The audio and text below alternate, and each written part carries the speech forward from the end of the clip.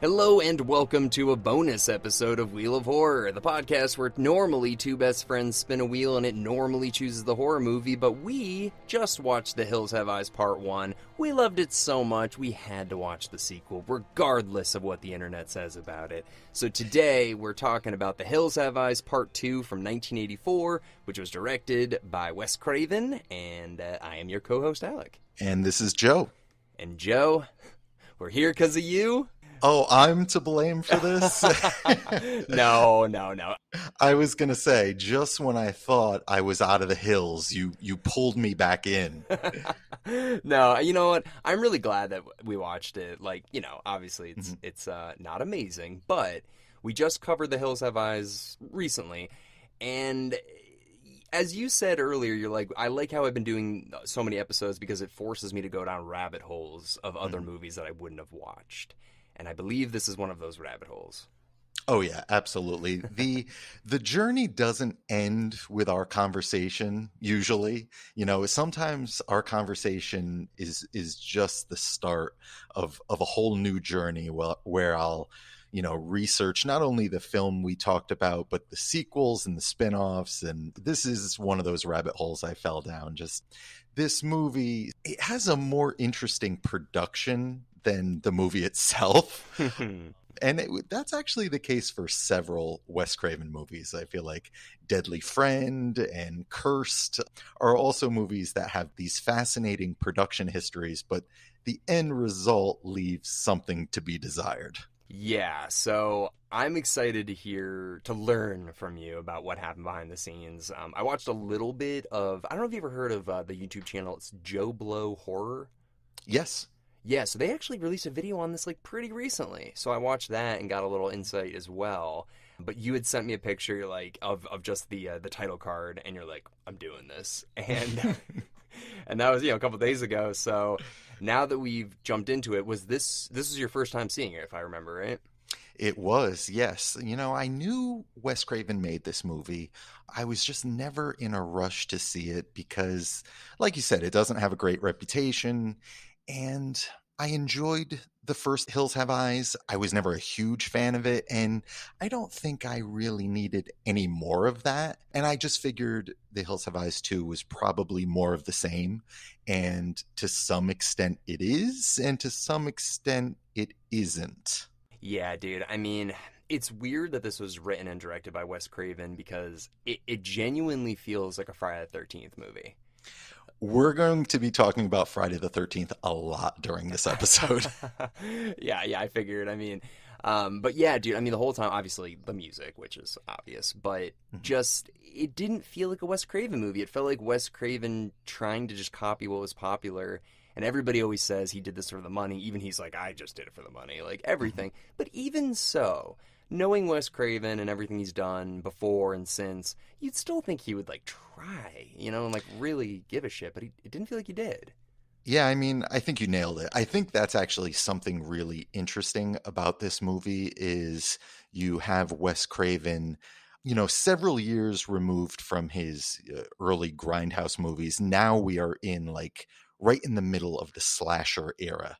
You know, and it's essentially him trying to cash a paycheck and doing what he thinks will be, you know, popular with audiences. He's coming off of Swamp Thing at this point, and he thought that was going to be his kind of gateway into more mainstream movies, but that movie was a big flop, and the only thing he can get going was a sequel to one of his kind of infamous Grindhouse movies. And yeah, it's so interesting because Wes Craven movies, whether they're great or whether they're not so great, I feel like they are always very original. You know, I never feel like he is kind of jumping on a bandwagon or just trying to pander to audiences. You know, the only one maybe is Shocker, which was him kind of trying to recapture the Nightmare on Elm Street magic. And I think that was because he didn't have a financial piece of that series and he was just trying to do that again. But all of his other movies, I really feel like, whether they're good or bad, are just very interesting and weird and different.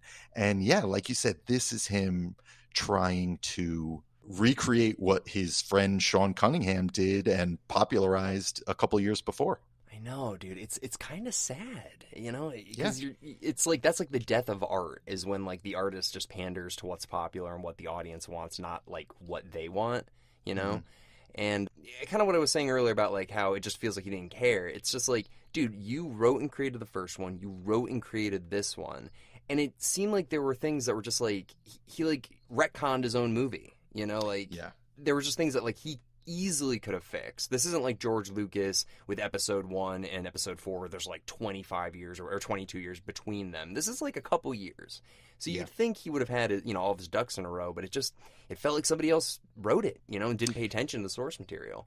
In fairness, though, he wrote what I understand was a very ambitious script that he was proud of and really had no money to accomplish it. Okay. So, I mean, I don't know what to blame him for or what to praise him for exactly, but this isn't, I feel like, a very fair representation of the movie he wanted to make. Okay, that's fair. I guess, like, the thing is, for sequels, for me, it's like the reason I want to go see a sequel is because either the villains or the heroes from the first one. That's the whole reason I'm there, And this one teases us. We get, I think his name is Bobby. We get him for like a second in, talking about how he owns like a Yamaha dealership. And then we get Ruby, who's like, you would never expect her to be like the way she is now. She seems like she's just like a totally normal, like acclimated person to society. And she was raised in a cave in the desert, Eating human beings. Right. So of the characters that we don't get like, I can't remember the guy with the baby. We don't get him. We don't even know what happens to them. We don't get the sister that survives. So I don't know. It was lame. I like Ruby, but like, the hell was she? Yeah, I appreciated the fact that they brought some of these characters back, including Beast, the German Shepherd. And I'll be honest, when I found out that Beast had his own personal flashback to the events of the first movie, that's like what secured the deal. I was like, oh, I need to see this movie now. I've never seen a movie where we see a flashback from a dog's point of view. Yeah. But from what I understand, and this might make you a little more forgiving of this movie, is that they shot 2/3 of this movie and production pulled the plug. And I'm not exactly sure why. I don't know if they ran out of money or what, but this movie was kind of abandoned.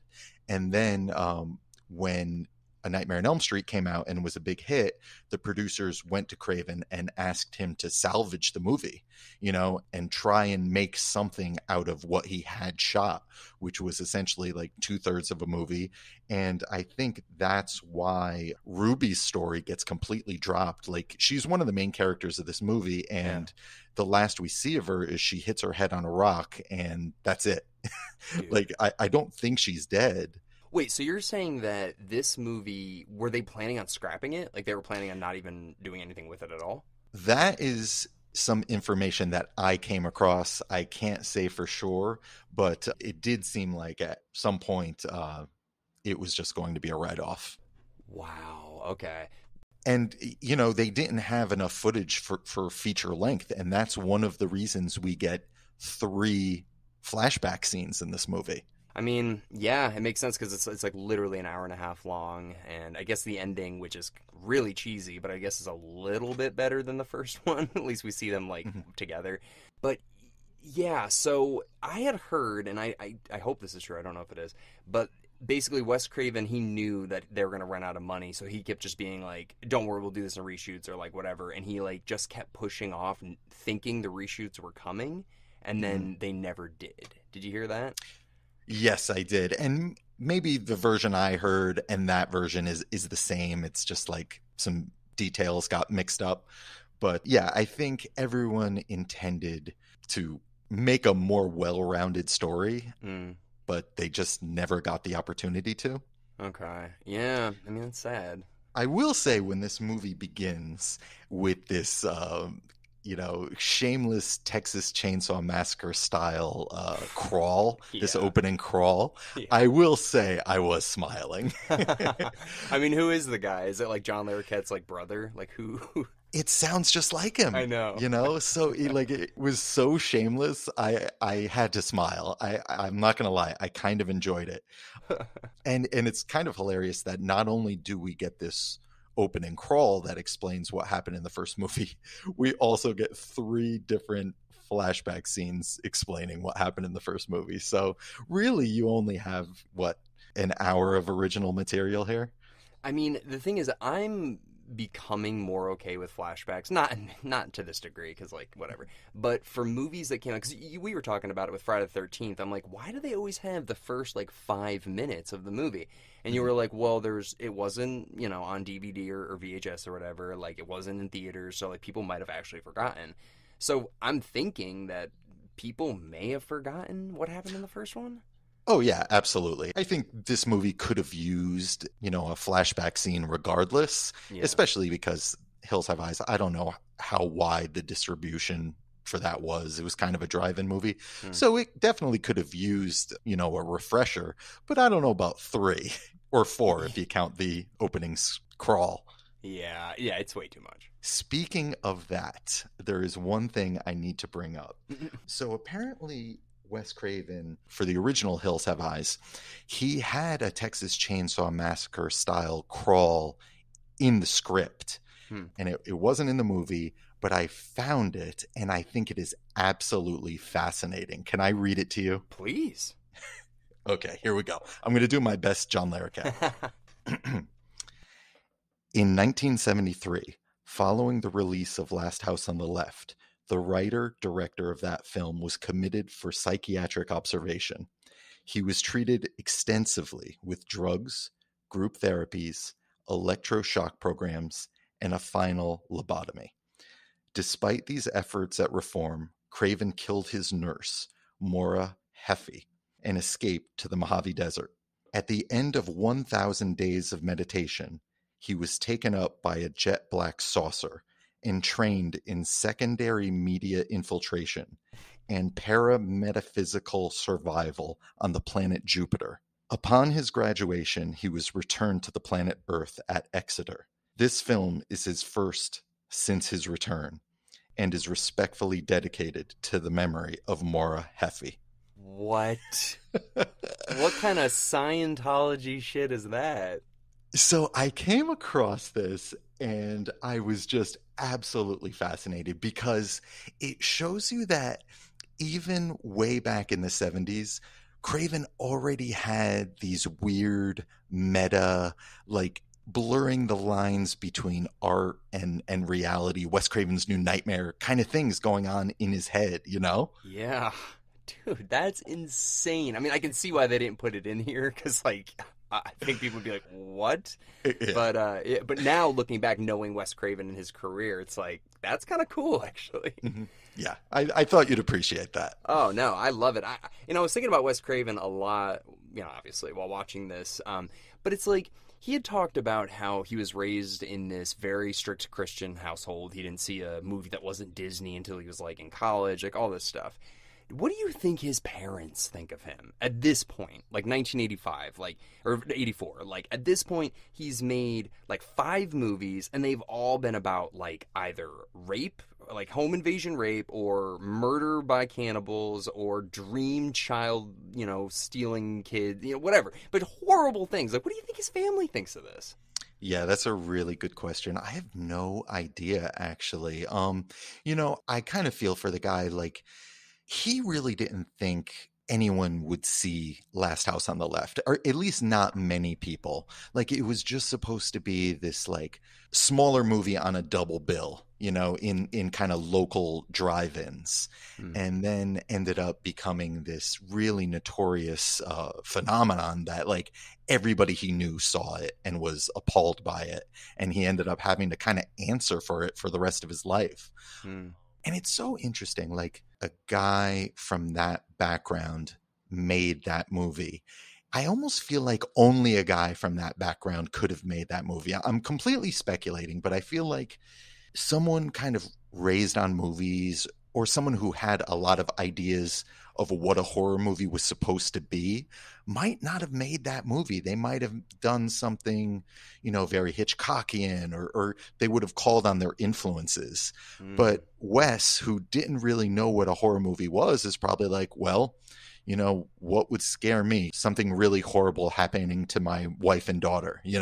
And then he goes and makes Last House on the Left. I don't know. It's just really interesting. And as far as what his parents thought, that's a really interesting question that I kind of want to get to the bottom of.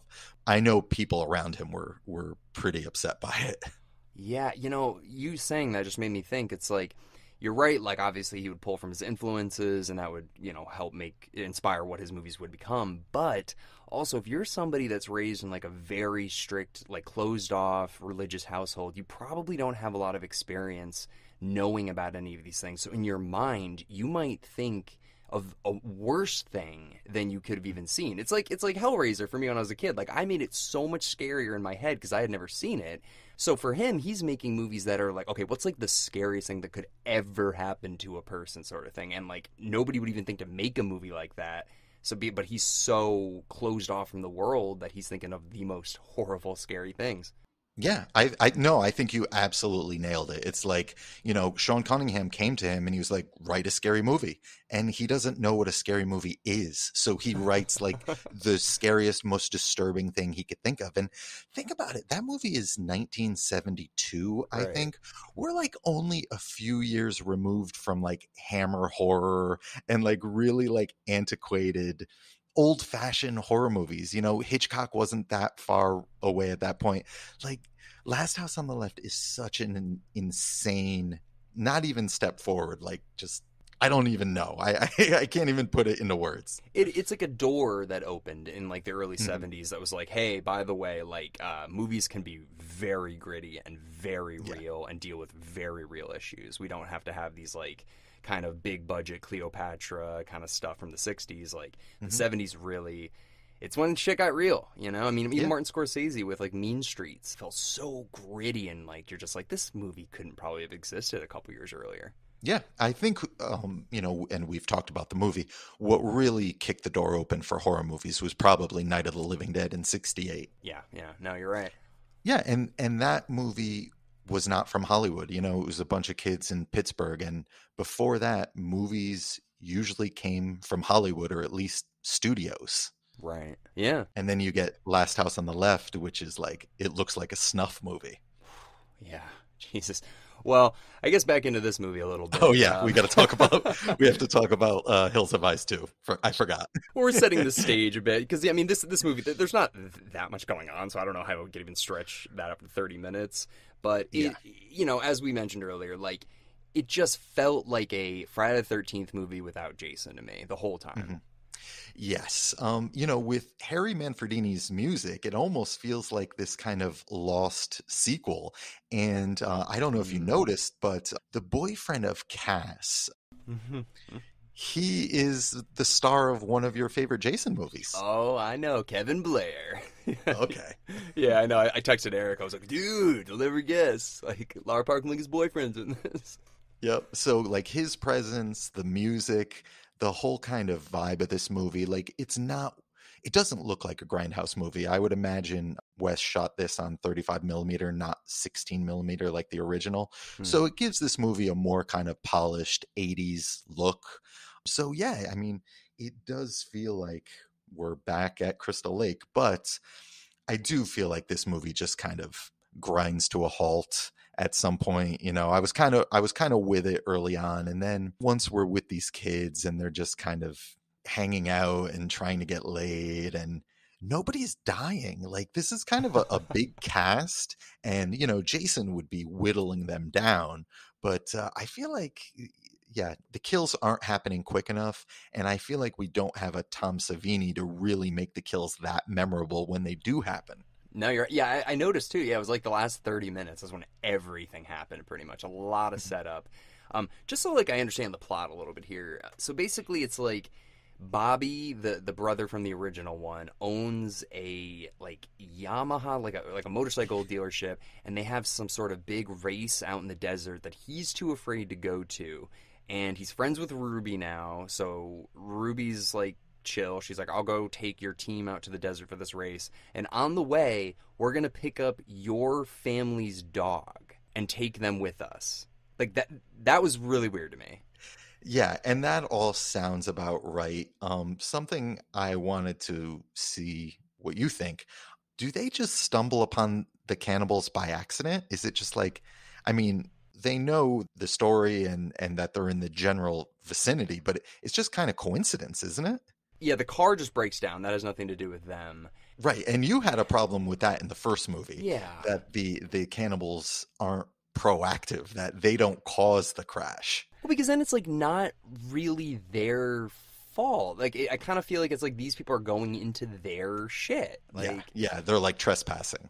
yeah, and it's like, and if the cannibals stop them, then it's like, okay, fuck these cannibals. But in a weird way, you're kind of just like, well, just this is their shit. Like, why are you going in there? Yeah, and I wonder if Craven was trying to play with, maybe having sympathy for the cannibal family, but I don't know. The way it comes across is just kind of how a lot of slasher movies played this, where these teenagers are just kind of ignorant and they know the stories, they've heard the legends, and they just go into this area anyway, and they kind of deserve what they get.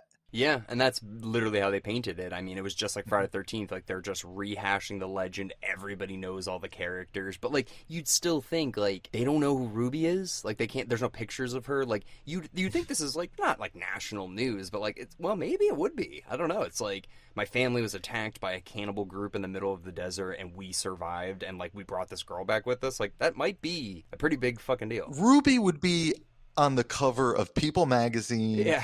She would be being interviewed by who was around back then? Larry King. I mean, this would be a big deal. Right. So like you think people would all know who she is. And I feel like, and I could be wrong, but there was a few times where like they called her Ruby. Like a few people called her Ruby, other people called her Rachel. So it was just like it was weird, it was confusing. But yeah, then eventually we find out it's her. Pluto's back. Literally, probably the best part of the movie is Michael Berryman.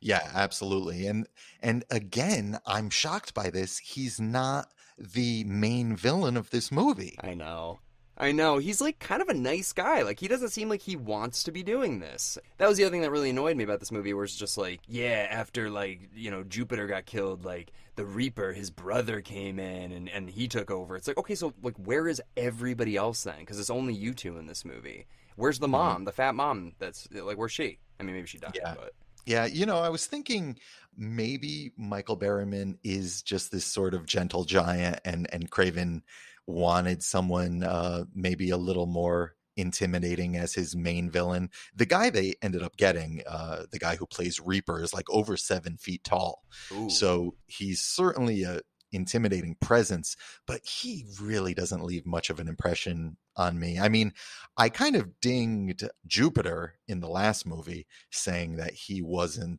one of the better Wes Craven villains, but I feel like Jupiter is Freddy Krueger compared to Reaper.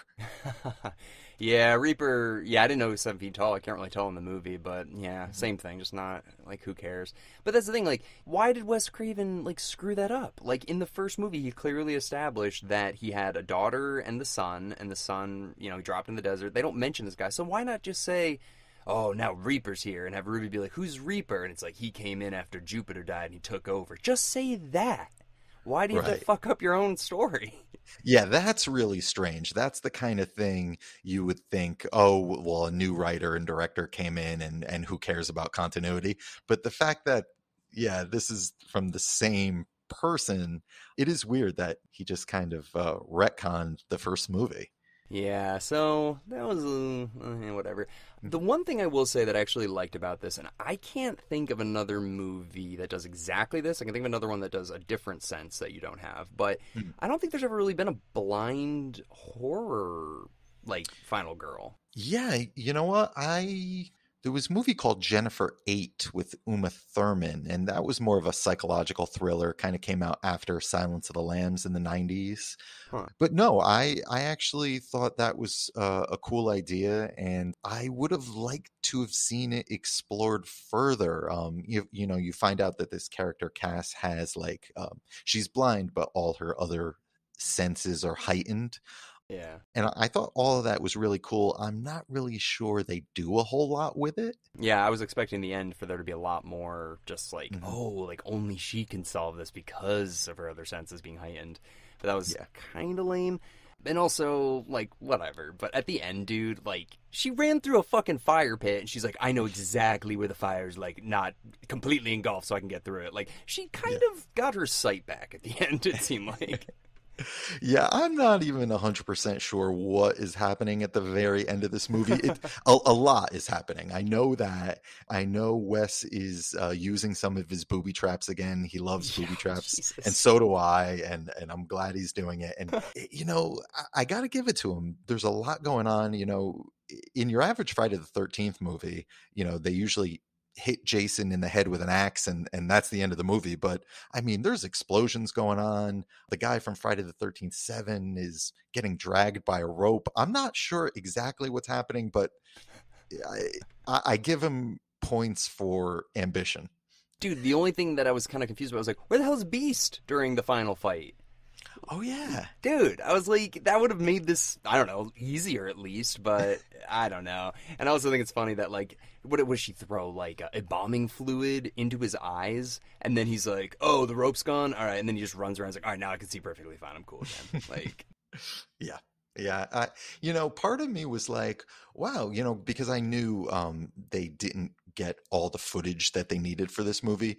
So part of me was kind of forgiving and was like, all right, well, they do have a climax at least. We don't know what yeah. happened to Ruby or Beast, but at least they do have an ending. They do have, Reaper getting vanquished at the end. So that's something. Yeah. I'm being way too forgiving of this movie. Well, I mean, the ending with them walking away and they're like, all of our friends are dead. And they're just like, their arms around them, like, doo-doo-doo. And they like walk away into the sunset in the desert. You're like, this is insane. Like, I don't know. So I guess I got to ask you this then. Of all the Wes Craven movies you've seen, and I'm assuming you've seen most of them, is this towards the lower side? It would probably definitely be in the bottom half. I think with Wes Craven, even when the movies are bad, there's still something about them that I find watchable and interesting. Even one of his last movies, a movie called My Soul to Take, terrible movie. But let me tell you, I've watched that movie several times, and there's just something about his ideas and his characters that I just find interesting and more watchable than better horror movies. I don't know if that makes any sense, but It does. yeah. So with this movie, yeah, I mean, this would definitely be towards the bottom. I would have to do a proper ranking, but at the same time, you can do a lot worse as far as slasher movies go than this movie. This movie is no worse than a lot of movies me and my friends used to rent as kids. And if I saw this late night on TNT or USA, I would have thought it was fine. I would have thought it was a lot of fun. So yeah, I mean, the best I could say about this movie is it's like an interesting curiosity. If you're a Wes Craven fan, I think give it a shot. Yeah, you're right. Like, I think reading the reviews online, like, it's a little harsh if you kind of go back and look at it. It's just kind of a generic slasher film. It really is. Exactly. The music helps, the director helps, the name, and like at Mhm. least knowing kind of what to expect helps a little bit. But yeah, I don't know. The plot got a little convoluted with like the motocross shit, and you're just like, all right.